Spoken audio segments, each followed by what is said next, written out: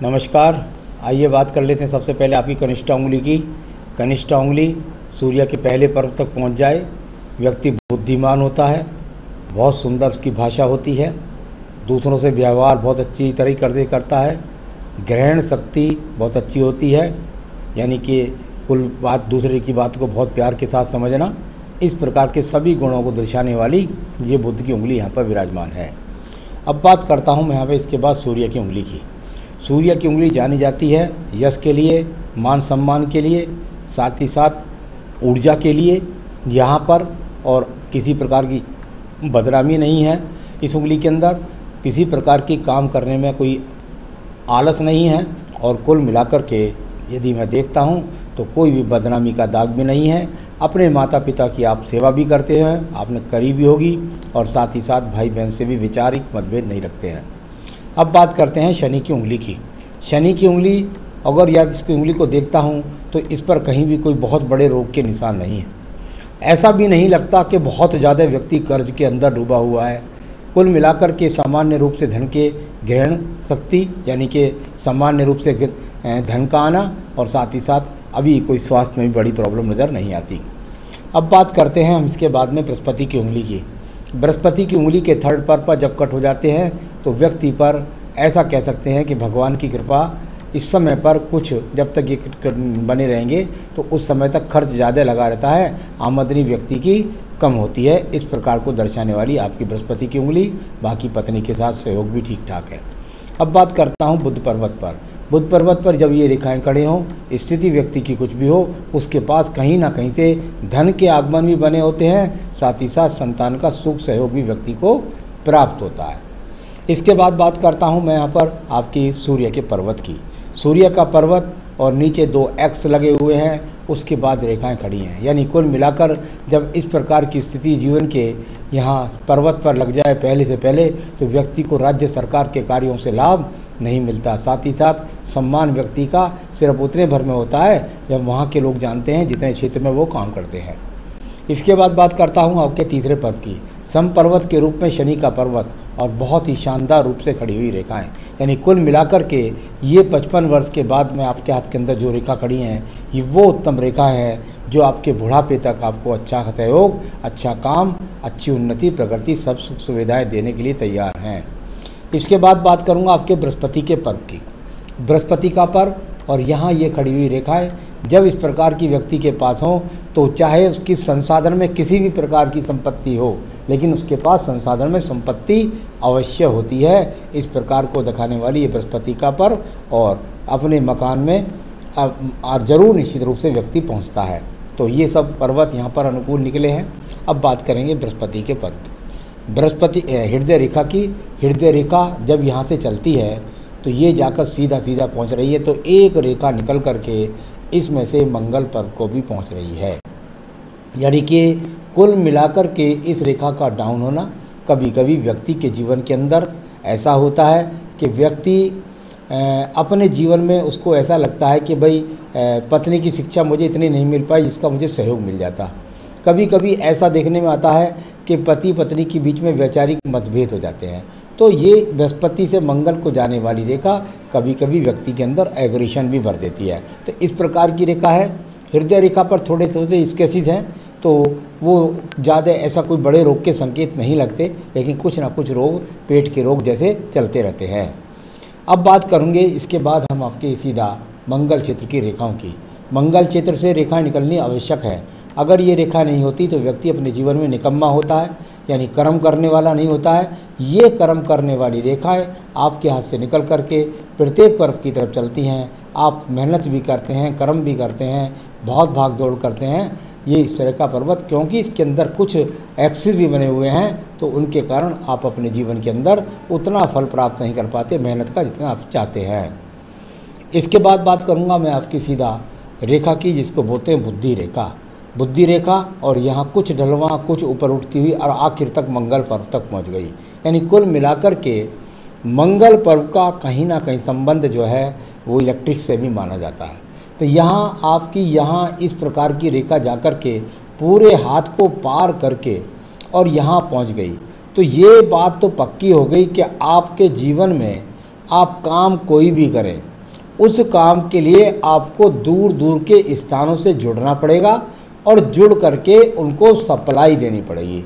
यानी इस प्रकार का जो आपने बताया कि मेरा प्रिंटिंग प्रेस का काम है, वो निश्चित रूप से आपको काफ़ी भागदौड़ भी करनी पड़ती होंगी और दूर दूर के लोगों से जाकर के अपना काम लाना पड़ता होगा, तो वो रेखा यहाँ पर भी साफ साफ दिखलाई पड़ती है।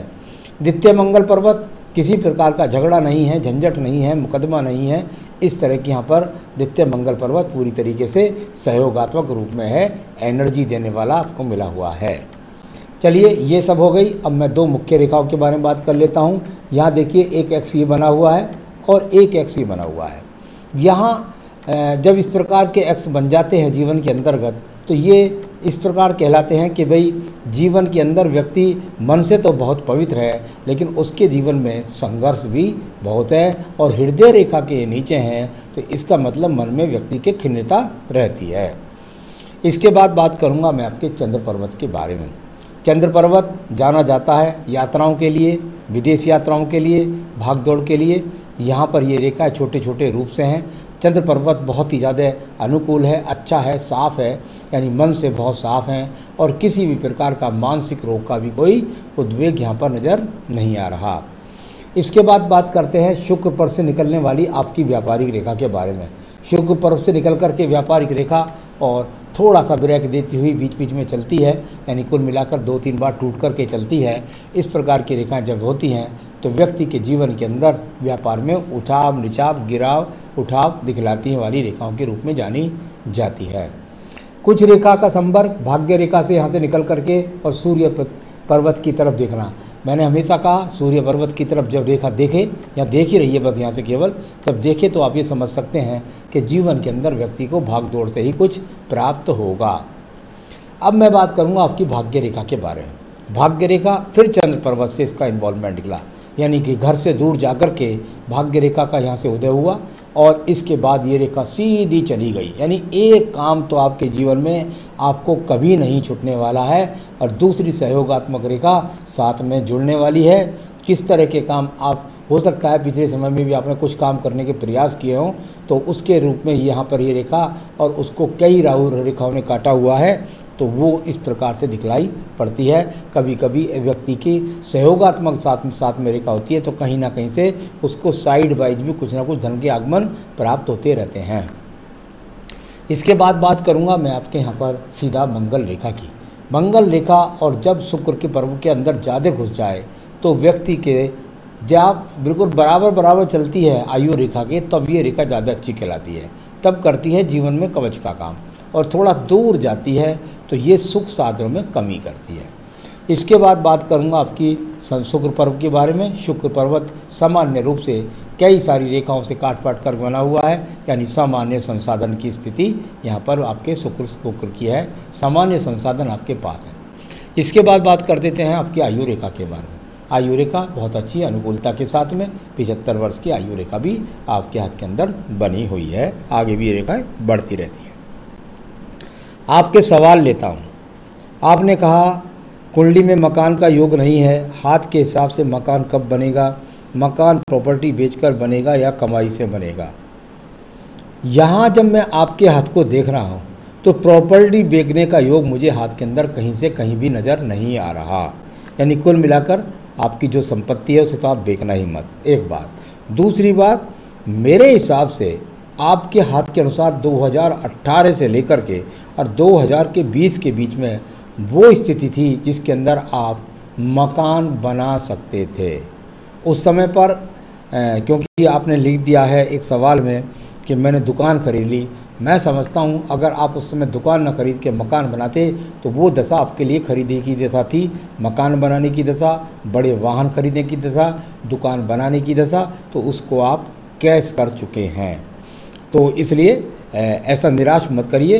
अगर आदमी ज़िंदगी में कोई दुकान भी बना जाता है तो वो आमदनी का साधन होती है। किसी को किराया देने से अच्छा अपना किराया आपने वहाँ बचाया, मकान में दे दिया, तो वो अभी स्थिति आपके पास 2020 तक है। अगर कोई और मौका लगे तो बना लीजिएगा, 2020 तक ही ऐसा मौका आपके पास में है।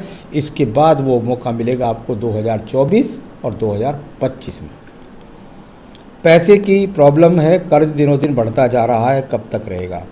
सर, जहाँ तक आप जिस कर्ज को कह रहे हैं वो आपने अपनी आवश्यकताओं से थोड़ा बहुत ले लिया होगा। ये बहुत बड़े कर्ज का हाथ नहीं है। जब मैं इस बात को कहता हूँ कि बहुत बड़े कर्ज का हाथ नहीं है, तो मैं ये बात भी साथ के साथ कहता हूँ कि ये कर्ज बहुत जल्दी उतर जाएगा। फिर भी इसमें 5 साल तो करीब करीब लग ही जाएंगे। प्रिंटिंग प्रेस का काम नहीं चल रहा है, कुछ और करें या ना करें? प्रिंटिंग प्रेस का काम बिल्कुल भी बंद ना करें।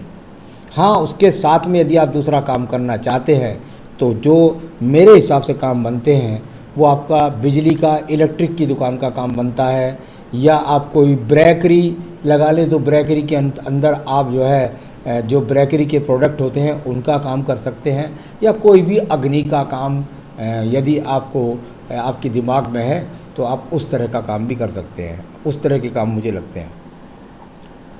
आपने कहा 2018 में दुकान बनाई थी, यह दुकान नुकसान देगी, फ़ायदा? बिल्कुल निश्चित रूप से फ़ायदा देगी, और ये किसी के नाम करने से फ़ायदा नहीं देगी, आपके नाम से ही फ़ायदा रहेगी। स्थिर रहिए, थोड़ा अपना दिमाग लगाइए, योजना को चलाइए, अपने काम पर ध्यान दीजिए। कुछ उपाय मैं बता रहा हूँ, उससे आपकी दुकान चलने लग जाएगी। बेटा कौन सी नौकरी करे, इसके सवाल जिसकी जगह आपने पत्नी का स्वास्थ्य का सवाल पूछ लिया था। बेटे की जन्मपत्री से बताएंगे हम कि उसका भविष्य कैसा होगा। पत्नी के जहाँ तक स्वास्थ्य का सवाल है तो ये तो मुझे तो यहाँ दिखाई पड़ता है, पत्नी की आयु वो भी आपके आसपास ही लग रही है देखने में, और कुछ ऐसी चिंता की कोई बात नहीं है। जो रूटीन बीमारियाँ हैं इस तरह की चलती रहती हैं, उससे कोई घबराने की ज़रूरत नहीं है। भविष्य में क्या अच्छा क्या बुरा रहेगा? आपके जीवन के अंदर स्ट्रगल ज़रूर है। मैं समझता हूँ, मैं लगभग 5 साल के लिए बोलता हूँ, तो आपके जीवन में ये स्ट्रगल ज़रूर है, लेकिन अपने कर्म से व्यक्ति, भगवान कृष्ण के अनुसार अपने कर्म से व्यक्ति अपने आप को उठा भी लेता है। तो कुछ उपाय बता रहा हूँ, उपायों से आपकी उन्नति बन जाएगी, तो वो करिए, अपने जीवन में सुखी रहिए। बताता हूँ उपाय। एक बेहतरीन सा पुखराज आप यहाँ चाहे तो मुझसे मंगवा सकते हैं, आपको इस उंगली में पहनना है। दूसरा, ये आपके कार्य में प्रगति देगा, आपके धन का आगमन बनाएगा। आपको हनुमान जी की पूजा बिल्कुल निरंतर रूप से करनी है। हनुमान अष्टक पढ़ें, बजरंग बाण पढ़ें, हनुमान चालीसा पढ़ें, मंगलवार का प्रसाद बांटें, ऐसा ज़रूर करें। साथ ही साथ एक माला का माल, कम से कम हो सके तो 3 माला का जाप प्रतिदिन करें। ओम ब्रह्म बृहस्पति नमः, ओम ब्रह्म बृहस्पति नमः। तो इस माला का जाप करें, जीवन में तरक्की करें, यही मेरी शुभकामनाएं। नमस्कार।